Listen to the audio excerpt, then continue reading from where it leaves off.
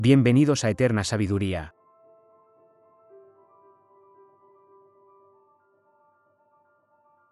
Marco Aurelio Antonino Augusto, 121 a 180, apodado el sabio o el filósofo.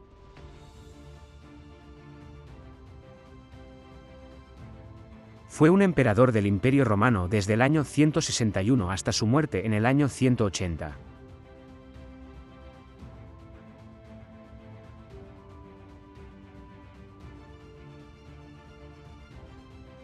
Fue el último de los llamados 5 buenos emperadores. Y está considerado como una de las figuras más representativas de la filosofía estoica, una forma de vida que enseña el desarrollo del autocontrol y la fortaleza como medio para afrontar todo lo que sucede y crecer. La escuela estoica fue fundada por Zenón de Citio en Atenas entre los siglos IV y III a.C. Después de triunfar entre los griegos como una de las grandes corrientes de pensamiento, en Roma la revivieron filósofos como Séneca, Epicteto y Marco Aurelio. Fue elegido para ser el sucesor del Imperio Romano a la edad de 17 años y accedió al trono con 40. Le tocó vivir una época muy convulsa de guerras y epidemias. Pero es durante los tiempos difíciles en los que sale a relucir la grandeza de carácter, y Marco Aurelio se enfrentó a las vicisitudes con valor, serenidad y cordura, de ahí la importancia de su figura. Escribió Meditaciones, Alianza, 2020, una colección de pensamientos sobre la vida basada en sus creencias estoicas y que se dirigía a sí mismo como recordatorio de aquello que es importante en el arte de vivir, brevedad de la vida, normalidad de la muerte o aceptación de las contingencias, entre otras muchas cosas. El libro fue publicado por primera vez en 1558 en Zúrich, Suiza, transcrito de un manuscrito que se perdió, y se encuentra en los museos vaticanos.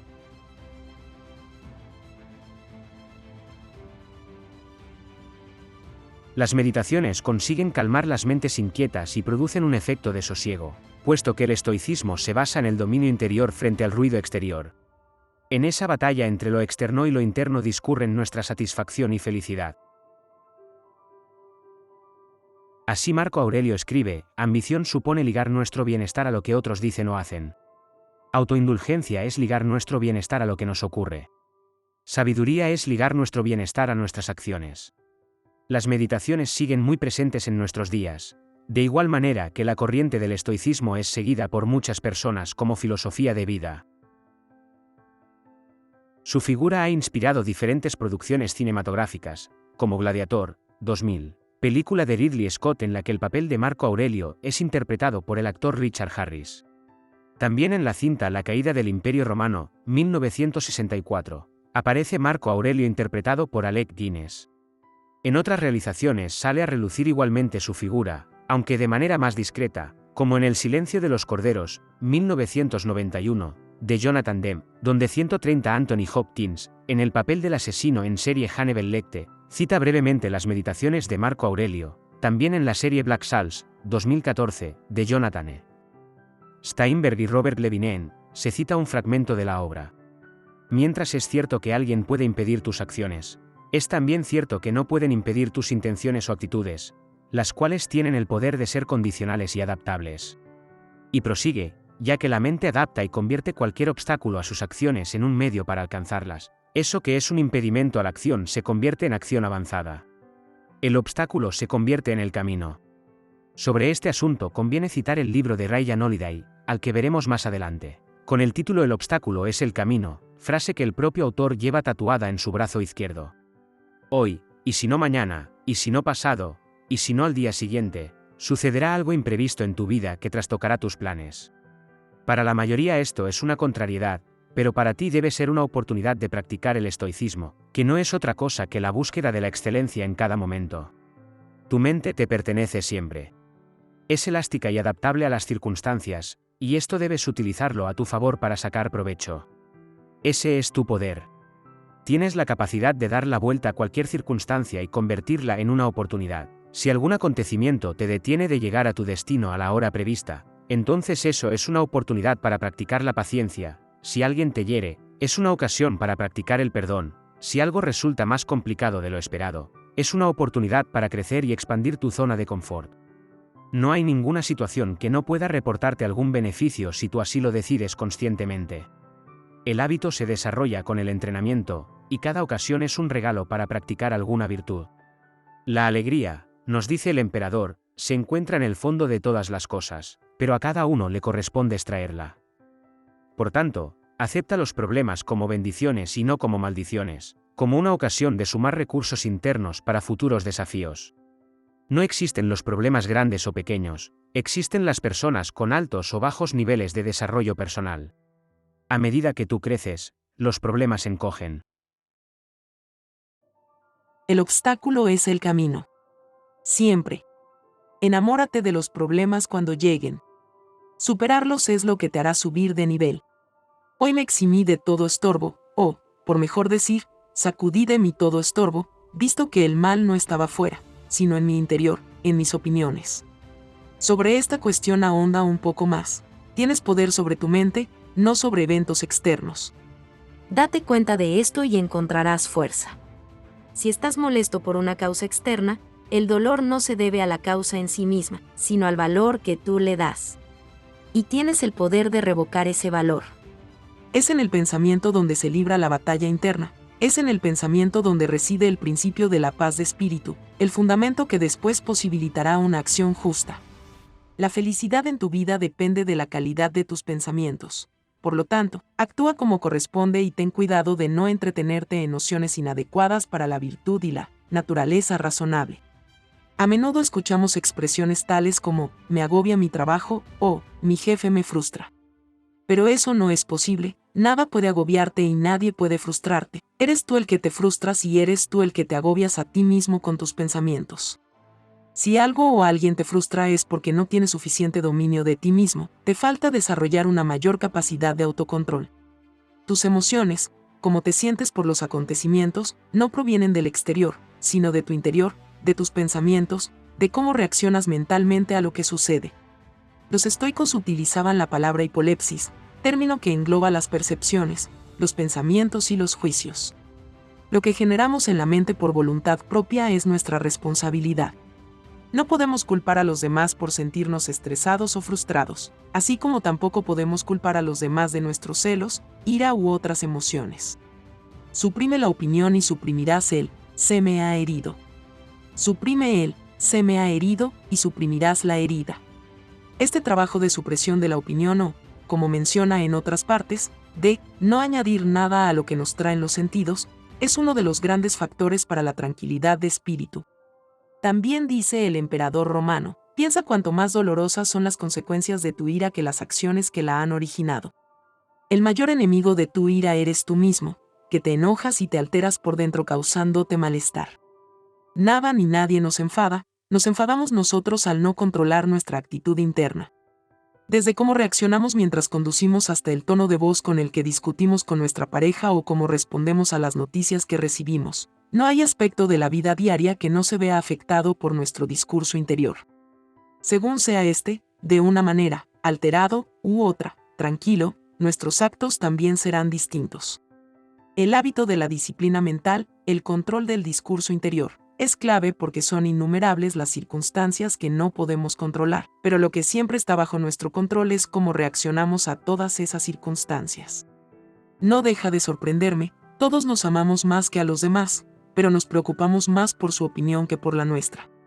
Cuando otra persona te culpa o te odia, o las personas te critican, ve hacia sus almas, penetra en las profundidades y observa qué clase de personas son.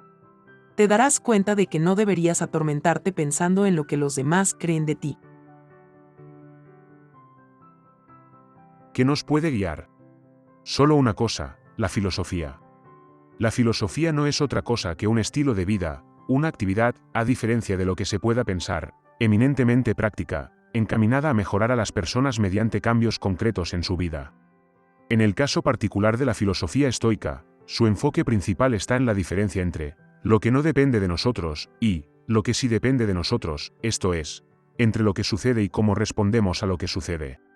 El ámbito de la vida estoica es el de aquello que depende de nosotros. La regla es siempre la misma, centra tu atención en lo que puedes controlar.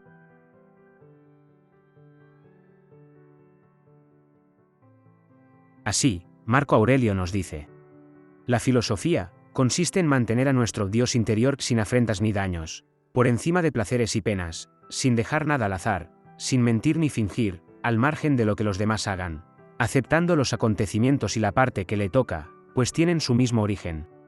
Y, sobre todo, esperar la muerte con buena disposición, sabiendo que es solo la disolución de los elementos que componen a los seres vivos. Si la constante transformación de los elementos no es terrible para ellos, ¿por qué ha de serlo para nosotros? Esto es lo natural, y por tanto no es malo. Ese Dios interior es el elemento central de la filosofía estoica, aquel que debemos preservar a toda costa y que siempre está bajo nuestra responsabilidad, porque ahí nadie puede meter la cabeza.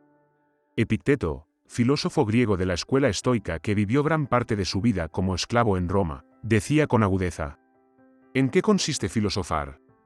¿Acaso no es un prepararse para lo que suceda? ¿No comprendes que es como si dijeras, si vuelvo a prepararme para soportar con mansedumbre lo que suceda, que me pase lo que sea?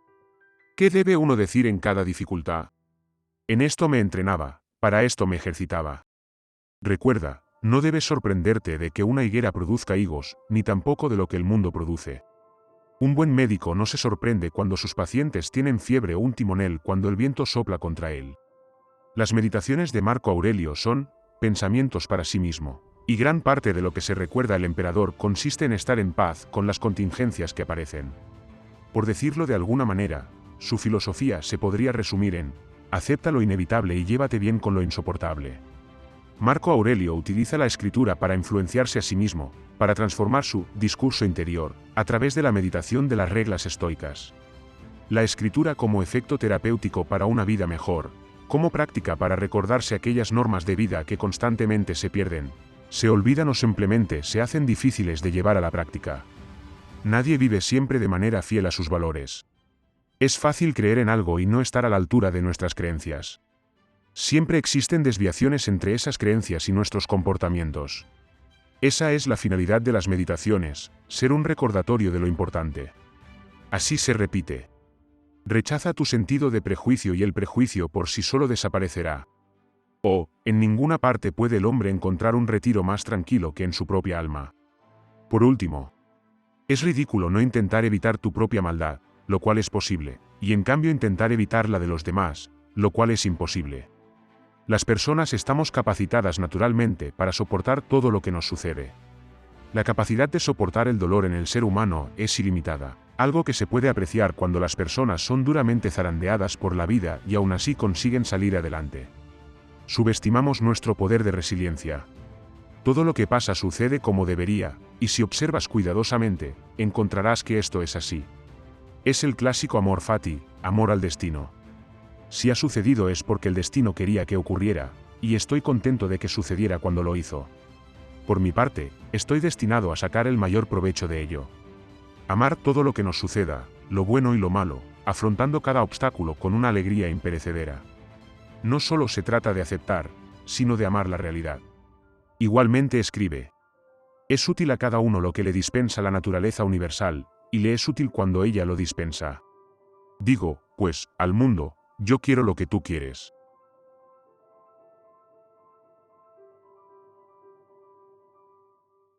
En el estoicismo hay 3 factores claves: percepción. Vemos las cosas como somos, no como son, y eso determina nuestra actitud hacia ellas. Acuérdate en adelante, dice Marco Aurelio, cada vez que algo te contrista, de recurrir a esta máxima, que la adversidad no es una desgracia, antes bien, el sufrirla con grandeza de ánimo es una dicha. 2. Acción. Si bien el obstáculo es el camino, la perseverancia es la clave para superarlo. No se conquistan cimas estimulantes con acciones puntuales, sino a través de acciones consistentes en el tiempo. 3. Voluntad, que hace referencia a nuestra capacidad de sufrimiento para resistir los golpes de la vida. Ningún árbol es fuerte sin continuos vientos, pues con ellos se fortifican sus raíces, decía Séneca. Cada persona debe crear una especie de ciudadela interior para no venirse abajo en momentos de adversidad. No sueñes con las cosas que no tienes, más bien reconoce las bendiciones de las cosas que sí posees. Luego, recuerda agradecido cómo estarías de ansioso si tus posesiones no fueran tuyas. Aceptar lo que es en cada momento buscando mejorar siempre es la base de la filosofía estoica. Por tanto, el punto de partida de esta forma de vivir es la gratitud. Se puede estar mal y se puede estar peor, por eso siempre hay que ser agradecidos. Las palabras citadas del emperador romano lo expresan bien. En lugar de pensar en lo que te falta, piensa en todas esas cosas a las que tanta estima tienes e imagina por un momento que te las quitasen de golpe. Eso ya es motivo suficiente para dar saltos de alegría. Marco Aurelio también escribe: cuando te levantes por la mañana, piensa en el precioso privilegio que es estar vivo, respirar, pensar, disfrutar, amar. A lo mejor no valoras con suficiente ímpetu lo que significa poder caminar. Piensa entonces en quien está postrado en una silla de ruedas. A lo mejor no valoras lo suficiente lo que significa pasear por la calle. Piensa entonces en todas aquellas personas ingresadas en un hospital que pagarían por unos minutos de sol golpeando sus caras. Como decía Doris Day, la gratitud es riqueza, la queja es pobreza. Hace falta muy poco para tener una vida feliz, está todo dentro de ti, en tu forma de pensar. La virtud está en tu juicio. Todo malestar procede de un mal juicio, de no aceptar lo que es como tiene que ser. Epicteto, al que citamos nuevamente, también decía: las cosas en nuestro control son por naturaleza libres y sin obstáculos, mientras esas cosas que no están bajo nuestro control son débiles, esclavizan, pueden obstruir, y no forman parte de nosotros. El problema es hacer depender nuestra felicidad de acontecimientos externos. Cuando gane dinero, cuando me valoren, cuando no me rechacen, cuando consiga ese empleo, y así podríamos continuar. Cuando tu felicidad depende de tu interior, alma, lo exterior pierde toda su fuerza. Cuando haces depender tu felicidad de realidades externas, te vuelves vulnerable y tu estado de ánimo varía en función de las circunstancias. Eres un esclavo. Y eso es lo que a menudo produce tanto malestar a las personas. El estoicismo es un remedio para ello. El estoicismo permite vivir una vida más plena. Deepak Chopra, autor de las 7 leyes espirituales del éxito, EDAF, 1996, nos deja una interesante reflexión. Cada vez que te sientas tentado a reaccionar de la misma vieja manera, pregúntate si quieres ser un prisionero del pasado o un pionero del futuro. Es mejor que no le des a las pequeñas cosas más tiempo del que merecen. Los estoicos tenían muy presente que los seres humanos no solo somos mortales, podemos morir, sino también morituri, vamos a morir. En la antigua Roma se decía: mor certa, hora incerta, muerta cierta, hora incierta, podrías morir ahora mismo, nos recuerda Marco Aurelio. Que esto determine lo que haces y piensas en cada momento. Por eso, el factor tiempo, aprovechándolo al máximo, el presente, única realidad cierta, y el legado, lo que dejas, ocupan un papel destacado en el modus vivendi de Marco Aurelio. Respecto a estas cuestiones nos dice: 1. Factor tiempo. Solo eres un alma que lleva un cadáver a cuestas o piensa que estás muerto. Ya has vivido tu vida. Ahora aprovecha lo que te queda de ella y vívela como se debería. Lo que no transmite luz crea su propia oscuridad. Asimismo señala, ningún hombre puede escapar de su destino, por lo tanto, la pregunta sería: ¿cómo puedes vivir mejor el tiempo que tienes que vivir? 2. Factor presente. Haz cada cosa en la vida como si fuera lo último que hagas. También, limítate al presente. Y por último, nunca dejes que el futuro te moleste. Enfréntalo si es necesario, con las mismas armas de la razón con las que hoy te armas contra el presente. 3. Factor legado. Lo que hacemos ahora hace eco en la eternidad, y también, la única riqueza que conservarás para siempre es la riqueza que has regalado. No te desazones por la ayuda ajena. Lo que te incumbe es cumplir con tu deber. ¿Cómo conviene al soldado asaltar la muralla? ¿Qué harías si por una cojera no pudieras escalar por ti solo las almenas y te fuera posible con la ayuda de otro? Pedir ayuda es de personas inteligentes. La inteligencia no es otra cosa que la capacidad para concluir algo de la mejor manera posible. Una persona inteligente es consciente de que no puede saberlo todo ni hacerlo todo. Por eso busca apoyos, ya sean económicos, logísticos, cognitivos, emocionales o de otro tipo. Si hay algo poco inteligente es ir de autosuficientes. No solo es poco inteligente, sino que es agotador y frustrante. Hay formas más eficientes de hacer las cosas. Autosuficiencia es sinónimo de mediocridad. Las personas inteligentes buscan palancas que les permitan hacer lo que tienen que hacer con el menor consumo de tiempo, esfuerzo y energía. Cuando pides ayuda ganas en eficacia, eficiencia y calidad de vida. No seas víctima del orgullo, característica de los autosuficientes, y pide ayuda. Cuando pides ayuda, tu poder se multiplica. Además, cuando intentas hacerlo todo, te alejas de tu área de expertise, allí donde eres un especialista y puedes destacar. Gracias por ver este vídeo. Espero que hayas disfrutado y que te haya resultado útil e inspirador. Si te gustó, no olvides darle me gusta y compartirlo con tus amigos y seres queridos. Recuerda que aquí en Eterna Sabiduría siempre estamos dispuestos a ayudarte en tu camino hacia el crecimiento personal y espiritual. Hasta la próxima.